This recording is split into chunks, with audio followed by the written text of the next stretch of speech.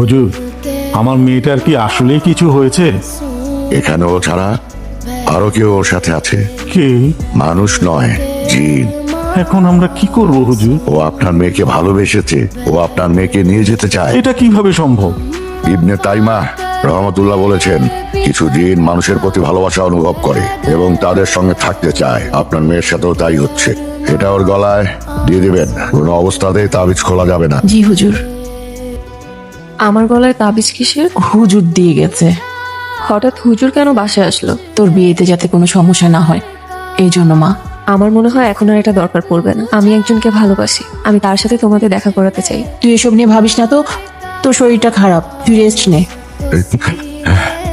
আমি জানি তুমি এখানে আছো। কি চাইছো? সামনে আসো। কে তুমি? আলাদিন। তুমি মানুষ না, তুমি জিন। মানুষ আর জিন এক হতে পারে না। তুমি কি করছো? তুমি বুঝতে পারছো? আমাকে বোঝানোর চেষ্টা করো না, আমি ভালোবাসি ওকে। সত্যি যদি ওকে ভালোবাসো তাহলে ওকে ছেড়ে দাও। আমি ছাড়বো না ওকে। আমাদের মাঝে যে আসবে আমি তাকে পুড়িয়ে ছাই করে দেবো।